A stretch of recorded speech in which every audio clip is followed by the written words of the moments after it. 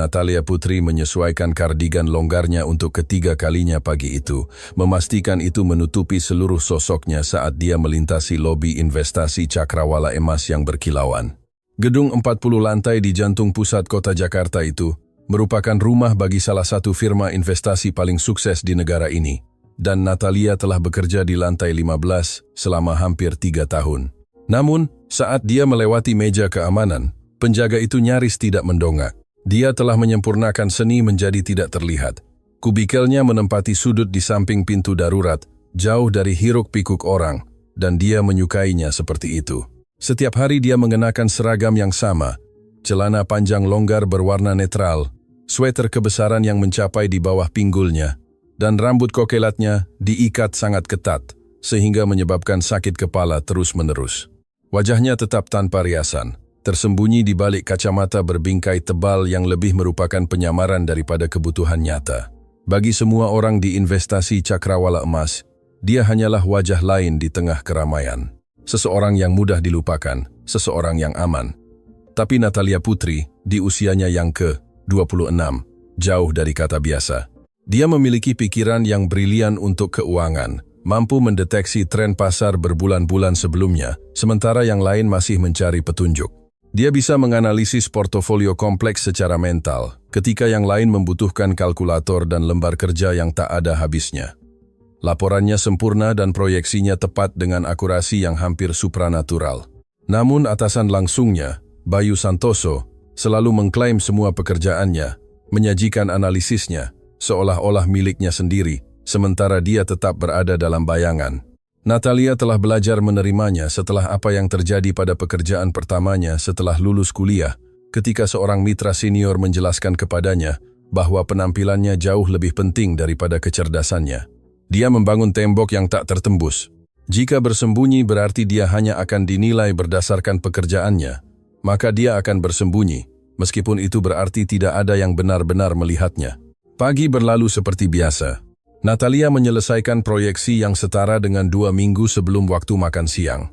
Dia mendeteksi 3 kesalahan serius dalam laporan triwulanan yang akan merugikan perusahaan jutaan rupiah dan mengirim semuanya ke email Bayu Santoso tanpa mengharapkan sepatah kata pun pengakuan. Sebagai gantinya, dia makan sandwich di mejanya sambil meninjau data pasar di monitor keduanya, sementara rekan-rekannya berkumpul di ruang istirahat tertawa dengan lelucon yang tidak akan pernah dia dengar. Pukul 3 sore, semuanya berubah. Lift dari lantai eksekutif berbunyi dan desas-desus menyebar di seluruh kantor seperti angin di antara gandum. Natalia mendongak dari layarnya dan melihat Arya Wiratama secara langsung turun ke lantai 15. Direktur utama jarang meninggalkan kantornya di penthouse lantai 40. Dan ketika dia melakukannya, itu berarti sesuatu yang penting sedang terjadi. Arya Wiratama adalah salah satu pria yang menarik semua perhatian tanpa usaha. Di usianya yang ke-34, dia telah mengubah firma investasi sederhana ayahnya menjadi kerajaan miliaran rupiah. Tinggi, bahu lebar, rambut gelap, selalu tertata rapi, dan mata berwarna abu-abu badai, dia bergerak di kantor dengan kepercayaan diri yang tenang. Setelan abu-abu gelapnya yang dibuat khusus, mungkin berharga lebih dari yang Natalia hasilkan dalam 3 bulan. Dia mengawasinya berhenti di meja Bayu Santoso, bertukar kata-kata yang tidak bisa dia dengar. Kemudian Bayu menunjuk langsung ke kubikelnya. Perut Natalia bergejolak. Tatapan Arya mengikuti isyarat itu, dan untuk pertama kalinya dalam 3 tahun, seseorang dari lantai eksekutif menatap langsung ke Natalia Putri. Dia berdiri diam dengan jari-jarinya, tergantung di atas keyboard. Dia mendekat. Semua mata di kantor mengikuti gerakannya, dan Natalia merasakan panas menjalar di lehernya. "Nona Putri," katanya. Suaranya lebih berat dari yang dia duga. Lembut dan hangat. "Ya, Bapak Wiratama," jawabnya. Nyaris tidak berhasil menjaga suaranya tetap tegas. "Saya perlu berbicara dengan Anda di kantor saya sekarang." Desas-desus pecah begitu dia pergi. Natalia bangkit dengan kaki gemetar, merapikan sweater longgarnya, meskipun dia tahu itu tidak akan membantu. Perjalanan lift ke lantai 40 terasa seperti naik ke dunia lain. Area eksekutif adalah kaca dan baja murni, seni modern di dinding, dan karpet tebal yang menyerap suara apapun. Kantor Arya adalah ruang sudut dengan jendela dari lantai ke langit-langit yang menawarkan pemandangan Jakarta yang menakjubkan. Dia menunjuk ke kursi kulit di depan meja besarnya. "Silakan duduk." Natalia duduk di ujungnya dengan tangan tergenggam di pangkuannya. Dari dekat, Arya Wiratama bahkan lebih mengintimidasi. Tetapi ada sesuatu di matanya, rasa ingin tahu yang tulus, yang membuatnya merasa benar-benar terlihat untuk pertama kalinya dalam beberapa tahun. Saya telah meninjau analisis portofolio departemen Anda. Dia memulai sambil membuka file di layarnya. Pekerjaan itu luar biasa. Brilian. Sebenarnya, Bayu Santoso telah menyajikan laporan ini selama berbulan-bulan, tetapi setelah meninjau metadata dan jejak email, saya menemukan sesuatu yang menarik. Jantung Natalia berdebar kencang di dadanya. Andalah yang melakukan semua pekerjaan ini, kan, Nona Putri? Dia bisa saja berbohong. Dia seharusnya berbohong untuk melindungi dirinya sendiri. Tapi sesuatu dalam cara dia menatapnya secara langsung membuat kejujuran tampak sebagai satu-satunya pilihan yang mungkin. Ya, Bapak. Saya, Arya bersandar di kursinya, mempelajarinya dengan mata abu-abu yang tajam itu. Mengapa Anda tidak mengatakan apa-apa? Karena mengatakan sesuatu pada pekerjaan saya sebelumnya membuat saya dicap sebagai sulit dan merugikan karier saya, jawabnya pelan. Saya belajar bahwa lebih aman untuk tidak terlihat. Sesuatu berubah dalam ekspresinya. Mungkin pengertian, mungkin kemarahan atas namanya. Baiklah, saya punya proposal untuk Anda, Nona Putri. Dalam 2 minggu, saya akan mengadakan gala amal di Hotel Mulia Senayan. 500 tamu, termasuk beberapa investor paling berpengaruh di negara ini. Saya membutuhkan seseorang yang benar-benar memahami lanskap keuangan untuk menemani saya. Bukan hanya wajah cantik lain yang tahu cara tersenyum dan mengangguk. Napas Natalia tercekat. Anda ingin saya menemani Anda ke gala? Ya. Saya membutuhkan seorang ahli di sisi saya. Seseorang yang mampu mendiskusikan tren pasar dan strategi investasi dengan kecerdasan. Dari apa yang saya lihat dari pekerjaan Anda adalah orang yang paling berkualitas di seluruh perusahaan. Dia seharusnya merasa tersanjung. Sebaliknya, kepanikan mencakar tenggorokannya. Sebuah gala berarti gaun, sepatu hak tinggi, dan visibilitas. Itu berarti orang akan melihatnya, menilainya, mereduksinya kembali pada penampilannya. Saya rasa itu tidak pantas. Bapak Wiratama, pasti ada pilihan yang lebih baik. Saya sudah membuat keputusan. Anda akan menerimanya. Saya butuh waktu untuk memikirkannya. Arya tersenyum, dan senyum itu benar-benar mengubah wajahnya. Dari direktur utama yang mengintimidasi menjadi sesuatu yang lebih hangat, lebih manusiawi. Anda punya waktu sampai besok pagi, tapi Nona Putri, menurut saya, Anda sudah terlalu lama bersembunyi. Kata-kata itu menghantuinya sepanjang perjalanan pulang ke apartemen kecilnya di permukiman Lebak Bulus. Natalia menaiki 3 tangga ke lantainya dengan pikiran berputar-putar antara kemungkinan dan ketakutan. Sebelum dia bisa memasukkan kunci ke lubang kunci, tetangganya Ibu Siti muncul di koridor. Usianya yang ke-78 terbungkus daster motif bunga dan memegang sepiring kue kering baru matang. Kamu terlihat khawatir, Nak, kata Ibu Siti dengan mata bijak yang tidak melewatkan detail apapun. Ayo, duduk sebentar dengan nenek ini dan ceritakan apa yang terjadi padamu. Natalia setuju. Dia menceritakan semuanya kepada Ibu Siti, tahun-tahun bersembunyi, pekerjaan brilian yang tidak ada yang mengakui, dan sekarang undangan yang mustahil ini dari Arya Wiratama sendiri. Ibu Siti mendengarkan tanpa menyela, mengangguk sesekali, sementara tangan keriputnya bertumpu pada piring kue kering. Jadi, pria ini, Bapak Wiratama ini, melihat bakatmu, katanya akhirnya, dan dia memintamu untuk keluar dari persembunyian. Mengapa kamu begitu takut? Karena terakhir kali saya melakukannya, saya terluka, jawab Natalia pelan. Apakah kamu pikir bersembunyi membuatmu aman? Ibu Siti menggelengkan kepalanya dengan lembut. Anakku, kamu tidak hidup, kamu hanya ada. Pria ini menawarkanmu kesempatan untuk dilihat apa adanya. Baik pikiran brilianmu maupun kecantikan yang kamu sembunyikan di bawah sweater jelek itu. Bagaimana jika saya tidak cukup? Bisik Natalia, mengungkapkan ketakutan yang membuatnya terjaga di malam hari. Bagaimana jika kamu tidak? Balas Ibu Siti. Bagaimana jika kamu bersinar begitu terang, sehingga akhirnya semua orang melihat apa yang telah kulihat selama 3 tahun? Seorang wanita muda luar biasa yang pantas mendapatkan tempatnya di dunia. Malam itu, Natalia berdiri di depan cermin kamar mandi untuk pertama kalinya dalam beberapa tahun dan benar-benar menatap dirinya sendiri. Dia melepaskan kacamatanya, melepaskan rambutnya, dan membiarkannya terurai bergelombang di bahunya. Wajah yang menatap balik hampir seperti orang asing.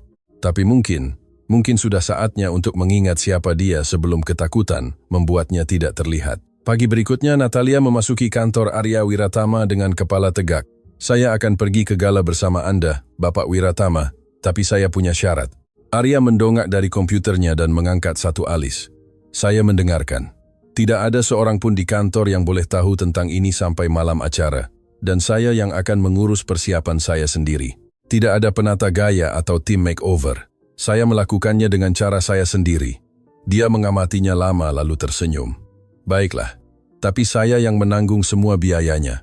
Tidak, Bapak Wiratama, dengan cara saya sendiri atau saya tidak akan pergi.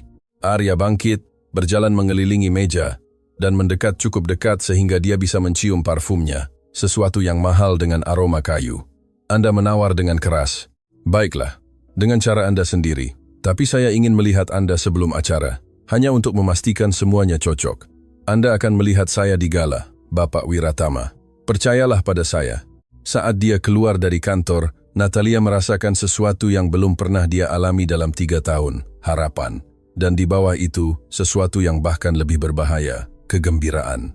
Karena untuk pertama kalinya sejak dia mulai bersembunyi, seseorang telah melihat melalui penyamarannya, dan bukannya pergi, dia memintanya untuk melangkah maju menuju cahaya. 2 minggu sebelum gala berlalu dalam pusaran persiapan rahasia. Pada siang hari, Natalia mempertahankan rutinitas tak terlihatnya di investasi cakrawala emas, tetapi sore hari berubah menjadi sesuatu yang ajaib.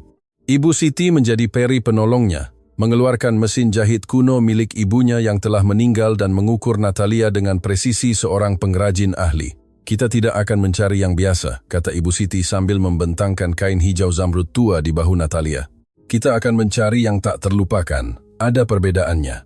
Gaun itu terbentuk sedikit demi sedikit, setiap jahitan diletakkan dengan hati-hati. Itu adalah hijau hutan yang pekat yang menonjolkan kilauan emas di mata Hazel Natalia.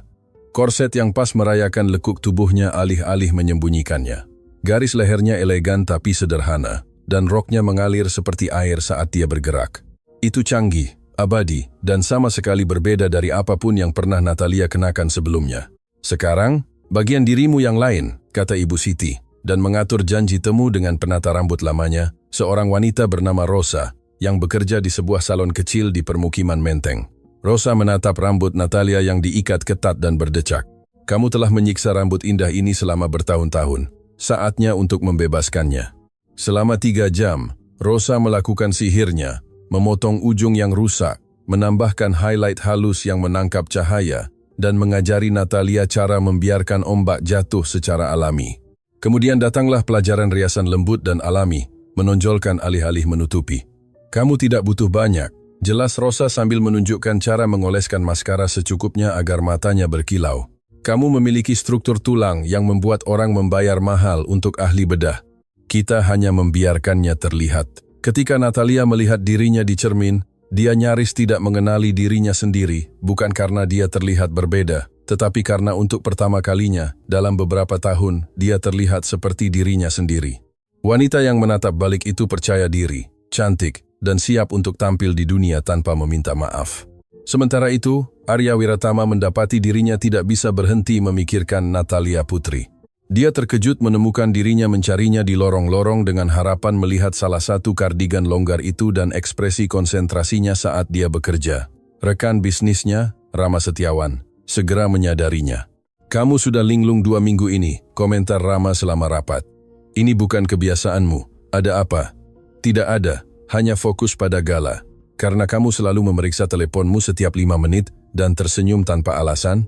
Rama mencondongkan tubuh ke depan dengan senyum penuh arti. Siapa dia? Arya mempertimbangkan untuk berbohong, tetapi kemudian memutuskan itu tidak sepadan. Rama telah menjadi temannya sejak universitas. Seorang analis dari lantai 15, Natalia Putri, akan datang ke gala bersamaku. Alis Rama terangkat. Wanita yang sebenarnya membuat semua laporan brilian yang diklaim Bayu Santoso? Saya sudah membaca pekerjaannya. Itu luar biasa. Memang. Arya mengakui dengan suara rendah, dan saya pikir saya dalam masalah. Masalah yang baik atau buruk? Saya belum tahu. Malam gala tiba dengan cuaca musim semi yang sempurna. Hotel Mulia Senayan bersinar dengan lampu dan kilatan kamera saat limusin menurunkan para elit Jakarta di karpet merah. Arya tiba lebih awal, menyapa tamu dan donatur dengan pesonanya yang terlatih, meskipun matanya terus melirik ke arah pintu masuk. Rama muncul di sampingnya dengan segelas sampahnya di tangan. Santai saja, dia akan datang. Saya tidak khawatir, bohong Arya. Kamu sudah menyesuaikan dasimu 6 kali dalam 10 menit terakhir. Pukul 8.15, ruang dansa sudah penuh dengan 500 tamu yang mengenakan gaun desainer dan tuxedo. Arya tetap berada di dekat pintu masuk, memaksa dirinya untuk berkonsentrasi pada percakapan dengan sekelompok investor dari Tokyo. Kemudian, suasana sepertinya berubah. Percakapan terhenti di tengah kalimat. Kepala menoleh ke arah tangga besar. Natalia turun seperti mimpi yang menjadi kenyataan. Gaun hijau zamrud menangkap cahaya lampu gantung, membuatnya bersinar seolah-olah dia diterangi dari dalam. Rambut kokelatnya terurai bergelombang lembut di bahu telanjangnya, dan riasan alaminya memancarkan kecantikan aslinya.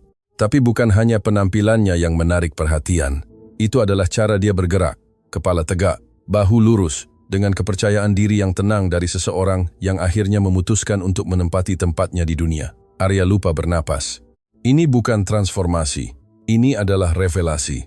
Kecantikan itu selalu ada, tersembunyi di bawah pakaian longgar dan anonimitas yang hati-hati. Sekarang dia membiarkan dunia melihat apa yang entah bagaimana dia selalu tahu ada. Dia melintasi ruangan dengan langkah panjang, nyaris tidak mendengar bisikan yang mengikuti jalannya. Ketika dia sampai di kaki tangga, dia hanya bisa menatapnya. Kamu terlambat, dia akhirnya berhasil berkata, suaranya lebih serak dari yang dia inginkan. Natalia tersenyum, dan itu seperti matahari menembus awan. Seorang wanita selalu membuat pintu masuk, bukan begitu kata orang. Kamu memukau, saya tetap saya Arya, hanya tanpa pelindung. Dia menawarkan lengannya, dan dia menerimanya. Mereka berdua masuk ke ruang dansa, dan Arya merasakan beratnya ratusan pasang mata mengikuti gerakan mereka. Untuk sekali ini, dia tidak peduli dengan penampilan atau apa yang akan dikatakan halaman-halaman sosial besok. Yang terpenting, hanyalah wanita di sampingnya, yang akhirnya membiarkan dirinya bersinar. Malam itu berlangsung seperti dongeng. Natalia memikat investor Jepang dengan pengetahuannya tentang pasar Asia, mengesankan sekelompok bankir Eropa dengan prediksinya tentang fluktuasi mata uang, dan membuat istri-istri anggota dewan tertawa dengan kecerdasannya yang cepat. Dia tidak hanya cantik, dia brilian, lucu, dan benar-benar menawan. Arya mendapati dirinya semakin jatuh cinta dengan setiap percakapan, setiap senyuman yang dia bagikan, setiap momen ketika tangannya bertumpu ringan di lengannya. Ketika orkestra mulai bermain, dia membawanya ke lantai dansa. Saya harus memperingatkanmu, bisik Natalia saat dia menariknya mendekat.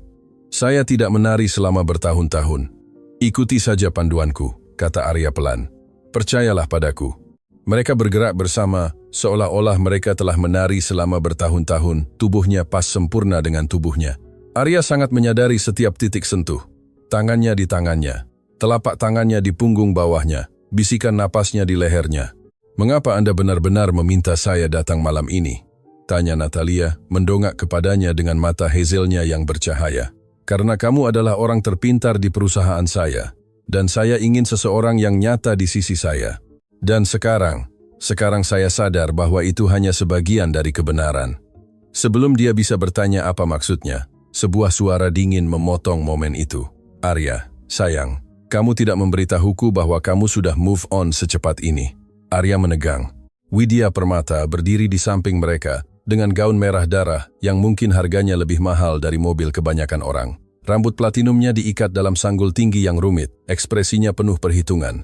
Mereka telah berkencan selama 6 bulan tahun lalu, sebuah hubungan yang dibangun lebih karena kenyamanan daripada koneksi. Dia menginginkan uang dan statusnya. Dia menginginkan seseorang yang cocok dengan citra direktur utama. Itu berakhir buruk. Saya tidak tahu kamu ada di daftar tamu. Perusahaan ayahku menyumbangkan 500 juta. Tentu saja saya di sini. Matanya yang biru menelusuri Natalia dengan sedikit penghinaan. Dan siapa makhluk menawan ini? Saya rasa kita belum diperkenalkan. Natalia Putri, kata Natalia dengan tenang, mengulurkan tangan. Saya karyawan investasi Cakrawala Emas. Sungguh progresif darimu, Arya. Senyum Widya tajam seperti kaca. Saya harap kamu tahu apa yang kamu lakukan. Mencampur bisnis dan kesenangan bisa sangat rumit. Rahang Arya menegang, tetapi Natalia berbicara lebih dulu. Nona Permata, saya menghargai kekhawatiran Anda. tetapi saya sepenuhnya mampu mengelola hubungan saya sendiri. Arya mengundang saya malam ini karena dia menghargai kecerdasan di atas penampilan. Mungkin itu adalah konsep yang tidak Anda kenal. Para penari di sekitar mereka berhenti bergerak, merasakan konfrontasi itu. Keteguhan sempurna Widya retak sesaat, dengan kemarahan melintas di wajahnya. Kemudian dia pulih, tertawa seolah Natalia telah menceritakan lelucon yang menyenangkan. Oh, dia punya cakar. Widya mengalihkan perhatiannya kembali ke Arya. Telepon aku saat eksperimen kecil ini selesai, sayang. Kita berdua tahu di mana kamu berada. Dia meluncur pergi, meninggalkan keheningan yang canggung. Arya meraih lengan Natalia dan membawanya melewati pintu Prancis ke teras pribadi yang menghadap ke hutan kota Gelora Bung Karno. Maafkan saya, katanya segera. Widya selalu pahit tentang perpisahan kita. Seharusnya saya memperingatkanmu bahwa dia mungkin ada di sini. Tidak apa-apa. Saya sudah menghadapi hal yang lebih buruk. Natalia bersandar pada pagar batu. Lampu-lampu kota menciptakan aura di sekelilingnya. Tapi dia benar tentang satu hal. Ini rumit. Saya karyawan Anda, Arya. Orang akan membicarakan. Biarkan mereka bicara. Dia mendekat, tidak bisa menjauh. Tahukah kamu apa yang saya sadari malam ini melihatmu di sana? Kamu tidak berubah untukku, kamu berubah untuk dirimu sendiri. Dan itu membuatmu lebih luar biasa daripada wanita manapun yang pernah saya kenal. Arya. Suaranya tercekat. Kita tidak bisa. Ini bisa merusak segalanya. Atau ini bisa menjadi awal dari sesuatu yang nyata. Dia mengangkat tangannya. Dengan lembut menyisir sehelai rambut di belakang telinganya. Jari-jarinya berlama-lama di pipinya. Saya lelah berpura-pura, Natalia. Saya lelah mengelilingi diri saya dengan orang-orang yang hanya menginginkan sesuatu dari saya. Kamu adalah satu-satunya orang yang menantang saya, yang melihat melampaui uang dan gelar. Apakah kamu tahu betapa langkanya itu? Natalia menutup matanya, bersandar pada sentuhannya. Saya takut. Bagaimana jika ini kesalahan? Bagaimana jika saya tidak cukup? Kamu adalah segalanya, bisik Arya, mengangkat dagunya sehingga dia harus menatap matanya. Biarkan saya membuktikannya padamu. Dia membungkuk perlahan, memberinya setiap kesempatan untuk mundur. Tetapi Natalia tidak menarik diri. Sebaliknya, dia berjinjit dan menutup jarak terakhir di antara mereka. Bibir mereka bertemu dengan lembut pada awalnya, ragu-ragu dan menjelajah. Kemudian lengan Arya melingkari pinggang Natalia, menariknya sepenuhnya ke arahnya. Dan ciuman itu semakin dalam menjadi sesuatu yang terasa seperti pulang. Ketika mereka akhirnya berpisah, keduanya kehabisan napas. Natalia tertawa kecil. Saya rasa kita baru saja membuat ini menjadi sangat rumit. Bagus, kata Arya, menyandarkan dahinya ke dahinya. Saya lelah dengan yang sederhana. Mereka berdiri di sana di bawah sinar bulan, saling merangkul, sementara musik dari ruang dansa terdengar melalui pintu yang terbuka. Untuk pertama kalinya dalam beberapa tahun, Natalia merasa benar-benar terlihat. Dan Arya, yang telah menghabiskan hidupnya dikelilingi oleh orang-orang tetapi merasa benar-benar sendirian, akhirnya merasa telah menemukan sesuatu yang layak dipertahankan. Di dalam aula, Rama Setiawan tersenyum ke dalam gelas sampanyenya, telah mengamati seluruh adegan melalui pintu Prancis. Sudah waktunya, pikirnya. Temannya sudah terlalu lama berjalan dalam tidur. Mungkin wanita yang brilian dan berani ini adalah persis apa yang dibutuhkan Arya Wiratama.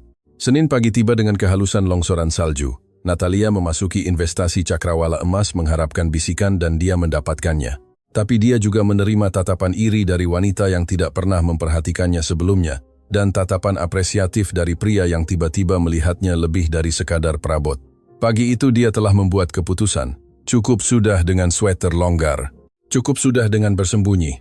Dia mengenakan gaun biru tua yang pas di badannya. Dia membiarkan rambutnya terurai bergelombang lembut dan mengaplikasikan riasan alami yang diajarkan Rosa. Jika orang akan membicarakannya, dia akan memberi mereka sesuatu yang benar-benar layak dibicarakan. Orang pertama yang mendekati mejanya secara mengejutkan ramah. Jessica, dari bagian akuntansi, yang belum pernah berbicara dengannya sebelumnya, muncul dengan kopi dan senyum tulus. Gaun itu cantik sekali. Kamu mendapatkannya di mana? Di sebuah toko pakaian vintage di permukiman Kemang, jawab Natalia, menerima kopi dengan terkejut. Oh, kamu terlihat luar biasa. Kita harus makan siang suatu hari nanti. Saat Jessica pergi, Natalia menyadari sesuatu yang mendalam. Orang-orang tidak mengabaikannya karena dia tidak layak. Mereka mengabaikannya karena dia memintanya dengan pakaian dan sikapnya. Sekarang dia telah memutuskan untuk menjadi terlihat, semuanya berubah. tapi tidak semua orang senang. Bayu Santoso muncul di kubikelnya pukul 10, wajahnya merah dan rahangnya terkatup rapat. Ke kantorku sekarang. Natalia mengambil tabletnya dan mengikutinya ke ruang berdinding kaca yang memungkinkan semua orang melihat konfrontasi mereka. Bayu menutup pintu dengan kekuatan berlebihan. Apa-apaan yang kamu pikirkan, Putri? Saya tidak yakin apa maksudmu, Bayu. Jangan berpura-pura bodoh. Kamu pergi ke gala dengan Arya Wiratama. Ada foto di semua halaman sosial. Kamu dengan gaun yang mungkin harganya lebih dari gajimu. Bergelayut di lengannya seolah kamu pantas berada di sana. Punggung Natalia lurus. Natalia yang lama akan meminta maaf, akan meringkuk. Tetapi wanita itu sudah tidak ada lagi. Saya diundang oleh Bapak Wiratama sendiri karena dia menghargai pekerjaan saya. Sesuatu yang jelas tidak Anda lakukan. Mata Bayu menyipit berbahaya. Dengarkan baik-baik. Kamu bukan siapa-siapa, kalkulator yang diagungkan yang saya pertahankan karena kamu berguna. Apapun permainan yang kamu mainkan dengan bos, itu berakhir sekarang. Kamu mempermalukan dirimu sendiri dan departemen ini. Satu-satunya yang mempermalukan departemen ini adalah seorang supervisor yang mencuri pekerjaan karyawannya dan menyajikannya sebagai miliknya. Warna meninggalkan wajah Bayu. Apa katamu? Anda mendengarku. Setiap analisis yang Anda sajikan dalam 3 tahun terakhir saya yang menulisnya. Setiap proyeksi, setiap wawasan pasar, semuanya milik saya, dan saya muak membiarkan Anda mengambil pujian. Bayu melangkah lebih dekat, menyerbu ruangnya dalam gerakan yang dirancang untuk mengintimidasi. Kamu tidak punya bukti. Dan bahkan jika kamu punya, siapa yang akan mempercayaimu? Kamu bukan siapa-siapa di sini. Pintu terbuka. Tanpa peringatan, Arya Wiratama masuk, dan suhu di ruangan itu turun 10 derajat Celcius. Ekspresinya tenang, tetapi matanya murni baja. Saya akan mempercayainya, kata Arya pelan, karena saya telah meninjau 3 tahun metadata, jejak email, dan dokumen asli. Setiap bagian pekerjaan brilian keluar dari komputer Nona Putri, dikirim ke email Anda, dan kemudian disajikan oleh Anda dalam rapat seolah-olah milik Anda. Apakah Anda benar-benar berpikir saya tidak akan menemukan kebenarannya? Mulut Bayu terbuka dan tertutup seperti ikan yang sekarat. Bapak Wiratama, bisakah saya menjelaskan? Jangan repot-repot, Anda dipecat. Keamanan akan mengantar Anda keluar dalam waktu kurang dari 1 jam. Anda akan menerima pesangon 2 minggu, yang lebih murah hati dari yang Anda pantas dapatkan. Dan jika Anda pernah mencoba mengklaim kredit dari pekerjaan Nona Putri lagi, saya akan memastikan bahwa semua firma di Jakarta tahu persis karyawan seperti apa Anda. Tatapan Arya beralih ke Natalia, langsung melembut. Nona Putri, bisakah Anda datang ke kantor saya? Tolong? Dia mengikutinya ke lift, sangat menyadari lusinan mata yang mengikuti gerakannya. Perjalanan ke lantai 40 Henning, syarat dengan kata-kata yang tidak terucapkan. Ketika mereka sampai di kantornya, Arya menutup pintu dan berbalik kepadanya. Apakah Anda baik-baik saja? Saya baik-baik saja. Sebenarnya saya lebih dari baik-baik saja. Saya membela diri. Anda luar biasa. Tidak, Arya mendekat, tangannya mencari tangannya. Natalia, saya perlu mengatakan sesuatu kepada Anda. Apa yang terjadi di gala bukan hanya untuk sesaat. Saya terus memikirkan Anda sejak hari pertama saya melihat Anda di kubikel itu. Arya, kita harus hati-hati. Saya tidak ingin orang berpikir saya mendapatkan perlakuan khusus karena apapun yang ada di antara kita. Maka kita akan melakukannya dengan benar, transparan, dan profesional. Dia meremas tangannya dengan lembut. Saya mempromosikan Anda menjadi strategis keuangan senior.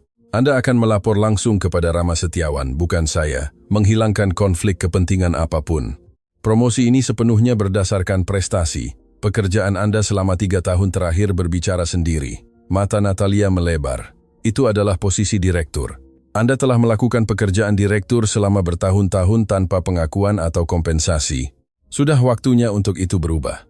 Jempol Arya melingkar lembut di punggung tangannya dan, secara terpisah, sepenuhnya terpisah dari pekerjaan, saya ingin mengundang Anda makan malam. Kencan sungguhan, bukan acara bisnis. Hanya Anda dan saya saling mengenal tanpa 500 orang mengawasi. Dan bagaimana dengan Widya? Dia menjelaskan bahwa dia tidak berniat menyerah. Seolah-olah namanya telah memanggilnya, telepon Arya bergetar dengan pesan teks. Dia melihatnya dan ekspresinya mengeras. Bicara tentang iblis. Dia ingin bertemu untuk makan siang. Katanya dia punya informasi penting tentangmu yang harus saya ketahui. Perut Natalia bergejolak. Informasi seperti apa? Tidak peduli. Apapun yang dia yakini telah dia temukan. Cerita apapun yang dia rencanakan untuk dibuat, saya tidak tertarik. Saya tahu siapa Anda, Natalia. Saya telah melihat karakter Anda, kecerdasan Anda, kekuatan Anda. Tidak ada yang dikatakan Widya yang akan mengubah itu. Tapi Natalia menarik tangannya. Ketakutan lama muncul lagi. Mungkin Anda harus bertemu dengannya. Mungkin ada hal-hal tentang saya yang tidak Anda ketahui. Maka katakan padaku sendiri. Dia berjalan ke jendela, menatap kota Jakarta yang terhampar di bawah mereka. Saya tidak selalu tidak terlihat, Arya. Pada pekerjaan pertama saya setelah kuliah, saya percaya diri. Saya mengenakan pakaian bagus. Saya tertawa dengan mudah. Supervisor saya adalah seorang pria bernama Hendra Wijaya. Dia menawarkan untuk menjadi mentor saya. Katanya saya punya potensi. Saya cukup naif untuk mempercayainya. Arya tetap sangat diam mendengarkan. Dia mengundang saya makan malam. Katanya itu adalah kesempatan berjejaring. Kemudian undangan itu menjadi lebih pribadi. Ketika saya menjelaskan bahwa saya tidak tertarik pada apapun selain mentoring profesional, semuanya berubah.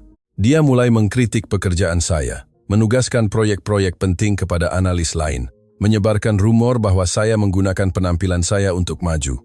Suara Natalia tetap tegas, meskipun tangannya gemetar. Saya melaporkannya ke SDM. Mereka menyelidiki dan tidak menemukan sesuatu yang konkret. Hendra berhati-hati, tidak pernah meninggalkan bukti, tetapi kerusakan sudah terjadi. Semua orang di kantor mulai melihat saya secara berbeda. Beberapa berpikir saya adalah pembuat masalah, yang lain bahwa saya telah tidur dengannya dan menolak saya.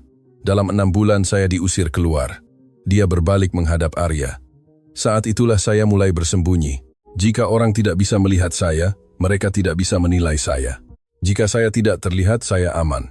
Penampilan saya tidak bisa digunakan sebagai senjata melawan saya. Jadi saya membeli pakaian 3 ukuran lebih besar, berhenti memakai riasan, dan membuat diri saya mudah dilupakan. Arya melintasi ruang di antara mereka dalam 3 langkah panjang, meraih wajahnya di antara tangannya. Pria itu adalah predator yang menghukummu karena menetapkan batasan. Tidak ada yang terjadi yang salahmu. Saya tahu secara logis, tetapi secara emosional saya sangat takut untuk menjadi terlihat lagi. Sampai Anda mengundang saya ke gala itu, sampai Anda melihat melampaui pakaian longgar dan benar-benar melihat saya tidak menyadari betapa kecilnya dunia yang telah saya buat. Kamu tidak kecil, Natalia. Tidak pernah. Kamu luar biasa, dan saya bersyukur setiap hari bahwa kamu akhirnya membiarkan saya melihat diri Anda yang sebenarnya. Dahi Arya menyentuh dahinya. Apapun yang Widya yakini tahu, permainan apapun yang dia mainkan, kita akan menghadapinya bersama. Kamu tidak sendirian lagi. Telepon Natalia bergetar dengan notifikasi email. Dia melihatnya dan ekspresinya berubah dari rentan menjadi sangat marah. Widya baru saja mengirimi saya pesan. Katanya dia menghubungi Hendra Wijaya, dan mereka berencana untuk menerbitkan pernyataan bersama tentang riwayat hubungan tidak pantas saya dengan supervisor. Dia menggertak. Mungkin, tapi jika mereka mengeluarkan cerita itu bisa menghancurkan semua yang telah saya kerjakan, promosi, reputasi saya, kita. Mata Arya menjadi dingin. Maka kita mendahului mereka. Kita mengatakan yang sebenarnya lebih dulu, dengan syarat kita. Saya akan meminta tim hubungan masyarakat kita menyusun pernyataan tentang riwayat pelecehan yang Anda alami dan bagaimana investasi Cakrawala Emas mendukung para penyintas. Kita akan menjelaskan bahwa promosi Anda didasarkan pada prestasi dengan dokumentasi untuk membuktikannya. Dan jika Widya atau Hendra mencoba memutar narasi lain, kita akan menuntut mereka dengan tuntutan hukum pencemaran nama baik. Arya, saya tidak ingin didefinisikan oleh apa yang terjadi pada saya. Tidak akan. Anda akan didefinisikan oleh bagaimana Anda bertahan hidup, bagaimana Anda membangun kembali diri Anda, dan betapa cemerlangnya Anda menonjol dalam pekerjaan Anda. Dia mengeluarkan teleponnya. Biarkan saya yang menangani Widya. Dalam waktu kurang dari 1 jam, tim hukum Arya telah menyusun surat peringatan untuk Widya dan Hendra, mengancam tuntutan hukum pencemaran nama baik besar-besaran jika mereka membuat pernyataan publik apapun tentang Natalia. Tim hubungan masyarakatnya menyusun pernyataan singkat dan bermartabat tentang kebijakan nol toleransi terhadap pelecehan di investasi Cakrawala Emas dan komitmennya untuk mempromosikan hanya berdasarkan prestasi. Dan pada akhir hari, Widya telah menarik ancamannya. Pengacara Hendra menasihatinya untuk tetap diam, dan Natalia Putri telah secara resmi dipromosikan menjadi strategis keuangan senior dengan gaji yang mencerminkan nilai sebenarnya bagi perusahaan. Rama Setiawan secara pribadi menyambutnya di lantai eksekutif dengan jabat tangan yang mantap dan senyum penuh arti. Arya sudah menyanyikan pujian Anda selama berminggu-minggu. Saya sudah membaca pekerjaan Anda.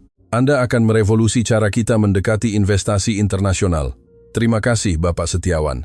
Saya tidak sabar untuk tantangan ini. Panggil saja saya Rama. Arya tidak mungkin diajak bekerja ketika dia terganggu, dan Anda telah membuatnya benar-benar terganggu selama sebulan. Dia merendahkan suaranya dalam nada bersekongkol, tapi saya belum pernah melihatnya sebahagia ini. Jadi, terima kasih untuk itu. Malam itu Arya membawa Natalia ke sebuah restoran Italia kecil di permukiman Dharma Wangsa, jauh dari sorotan sosial. Mereka duduk di bilik sudut berbagi pasta dan anggur, dalam percakapan yang mengalir senatural bernapas. Ceritakan sesuatu yang tidak diketahui siapapun tentang Anda, kata Natalia sambil menggulung linguine di garpunya. Arya berpikir sejenak. Saya benci disebut jenius atau ajaib. Orang-orang bertindak seolah-olah kesuksesan datang begitu saja kepada saya. Seolah-olah saya tidak bekerja 18 jam sehari selama bertahun-tahun, membuat kesalahan yang merugikan jutaan, atau menangis di kantor saya setelah rapat yang sangat brutal. Saya hanya orang yang cukup keras kepala untuk tidak menyerah.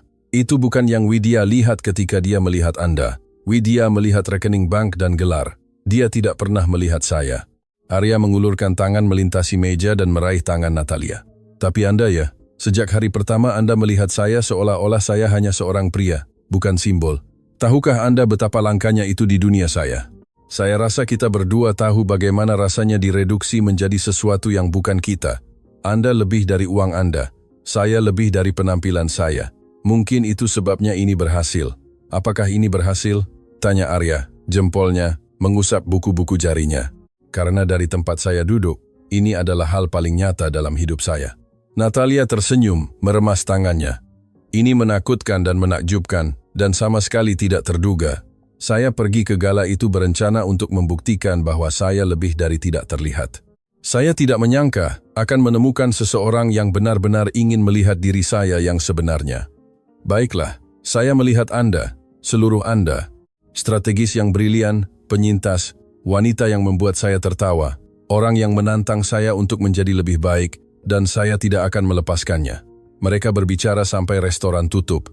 Kemudian mereka berjalan menyusuri jalan-jalan kota bergandengan tangan, berbagi cerita, impian, dan rencana untuk masa depan. Ketika Arya mengantar Natalia sampai ke pintu masuk gedungnya, Ibu Siti dengan sengaja sedang menyiram tanaman di lobi, matanya berbinar puas, seperti mak komblang. Bapak Wiratama, saya kira. Ibu Siti, Natalia memperkenalkan sambil tertawa. Peri penolong saya dan tetangga yang ikut campur. Bersalah atas kedua tuduhan itu. Ibu Siti mempelajari Arya dengan penilaian cerdik seseorang yang telah melihat cukup banyak kehidupan untuk mendeteksi keaslian. Perlakukan dia dengan baik, anak muda. Gadis ini istimewa. Saya tahu, kata Arya singkat. Saya yang beruntung. Ibu Siti mengangguk setuju dan mundur ke dalam gedung, meninggalkan mereka sendirian di jalan yang tenang. Arya berbalik ke Natalia, tangannya bertumpu di pinggangnya. Saya seharusnya membiarkanmu istirahat. Besok adalah hari besar, strategis keuangan senior. Tetaplah, bisik Natalia, mengejutkan dirinya sendiri dengan keberaniannya. Hanya sebentar, kita bisa minum teh, bicara lagi. Saya belum siap malam ini berakhir. Arya tersenyum. Senyum yang menghancurkan yang mempercepat detak jantungnya. Saya juga tidak. Mereka menaiki 3 tangga ke apartemennya dan Natalia membuat teh kamomil. Sementara Arya dengan senang hati memeriksa rak-rak bukunya yang penuh. Mereka duduk di sofa, bahu bersentuhan, dan berbicara tentang segala sesuatu dan tidak ada apa-apa sampai langit di luar mulai terang dengan fajar. Saya harus pergi, kata Arya dengan enggan, meskipun dia tidak bergerak untuk bangun. Agar kamu bersiap untuk bekerja, Arya. Ya, terima kasih telah melihat saya, telah mempercayai saya, telah berada di sisi saya ketika Widya mencoba menghancurkan segalanya. Saya telah menghabiskan begitu banyak waktu menjadi tidak terlihat, sehingga saya lupa bagaimana rasanya memiliki seseorang di pihak saya. Dia berbalik untuk menatapnya langsung. Ekspresinya serius. Kamu tidak akan pernah tidak terlihat lagi. Bukan untukku, bukan untuk siapapun. Kamu keluar ke cahaya, Natalia. Dan itu menyilaukan. Kemudian dia menciumnya dengan lembut dan manis dan penuh janji. Ketika dia akhirnya pergi, Natalia berdiri di jendela dan melihatnya berjalan di jalan di cahaya pagi, tangan di saku, melihat ke arah gedungnya untuk terakhir kalinya sebelum berbelok di tikungan. 3 bulan kemudian, investasi Cakrawala Emas mengumumkan rekor keuntungan yang sebagian besar didorong oleh strategi ekspansi internasional yang dikembangkan oleh strategis keuangan senior Natalia Putri. Majalah bisnis memuji pendekatannya yang inovatif. Halaman-halaman sosial telah beralih ke skandal lain, dan Bayu Santoso bekerja di sebuah firma kecil di Jawa Barat. Dia diawasi ketat dan tidak pernah dipercaya analisis orisinal. Widya Permata menikah dengan seorang manajer investasi dan pindah ke Bandung. Meskipun sesekali dia mengirim kartu ucapan selamat yang pasif-agresif setiap kali Natalia dan Arya difoto bersama di acara amal. Pada suatu sore musim gugur yang sejuk, Arya membawa Natalia kembali ke teras yang sama di Hotel Mulia Senayan, tempat mereka berbagi ciuman pertama mereka. Kota terhampar di hadapan mereka seperti permadani bintang, dan Natalia mengenakan gaun yang berbeda, tetapi kepercayaan diri yang sama yang telah memikatnya berbulan-bulan yang lalu. "Ingat apa yang saya katakan malam itu?"